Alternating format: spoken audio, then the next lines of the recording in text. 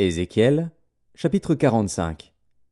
Lorsque vous partagerez le pays en héritage par le sort, vous prélèverez comme une sainte offrande pour l'Éternel une portion du pays, longue de 25 000 cannes et large de 10 000.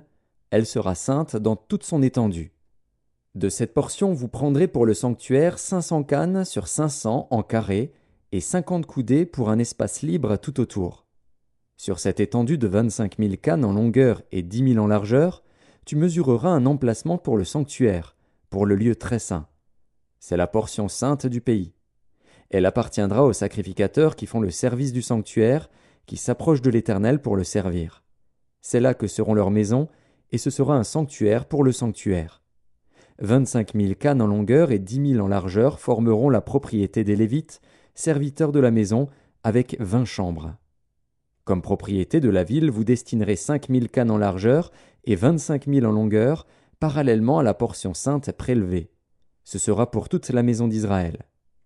Pour le prince, vous réserverez un espace aux deux côtés de la portion sainte et de la propriété de la ville, le long de la portion sainte et le long de la propriété de la ville, du côté de l'Occident vers l'Occident et du côté de l'Orient vers l'Orient, sur une longueur parallèle à l'une des parts, depuis la limite de l'Occident jusqu'à la limite de l'Orient. Ce sera sa terre, sa propriété en Israël. Et mes princes n'opprimeront plus mon peuple, mais ils laisseront le pays à la maison d'Israël, selon ses tribus. Ainsi parle le Seigneur, l'Éternel. Assez, princes d'Israël. Cessez la violence et les rapines, pratiquez la droiture et la justice, délivrez mon peuple de vos exactions, dit le Seigneur, l'Éternel. Ayez des balances justes, un épha juste et un bath juste. L'épha et le bath auront la même mesure. Le bath contiendra la 10e partie d'un homère, et l'épha la 10e partie d'un homère. Leur mesure sera réglée d'après le homère. Le cycle sera de 20 guéras. La mine aura chez vous 20 cycles, 25 cycles, 15 cycles. Voici l'offrande que vous prélèverez.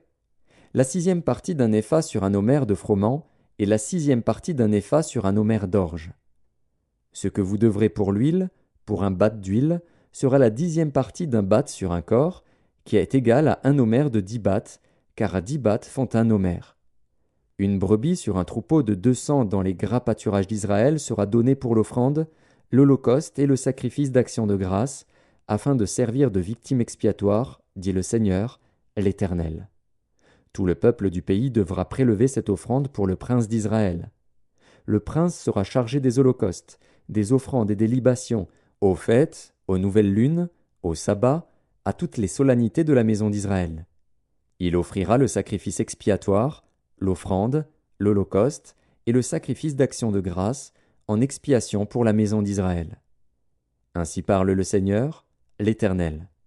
Le premier jour du premier mois, tu prendras un jeune taureau sans défaut et tu feras l'expiation du sanctuaire. Le sacrificateur prendra du sang de la victime expiatoire et il en mettra sur les poteaux de la maison, sur les 4 angles de l'encadrement de l'autel et sur les poteaux de la porte du parvis intérieur. Tu feras de même le 7e jour du mois pour ceux qui pêchent involontairement ou par imprudence. Vous purifierez ainsi la maison. Le 14e jour du premier mois, vous aurez la Pâque. La fête durera 7 jours. On mangera des pains sans levain. Le prince offrira ce jour-là, pour lui et pour tout le peuple du pays, un taureau en sacrifice d'expiation. Pendant les 7 jours de la fête, il offrira en holocauste à l'Éternel 7 taureaux et 7 béliers sans défaut, chacun des 7 jours, et un bouc en sacrifice d'expiation, chaque jour. Il y joindra l'offrande d'un épha pour chaque taureau et d'un épha pour chaque bélier, avec un hin d'huile par épha. Le 15e jour du 7e mois, à la fête, il offrira pendant 7 jours les mêmes sacrifices d'expiation, les mêmes holocaustes et la même offrande avec l'huile.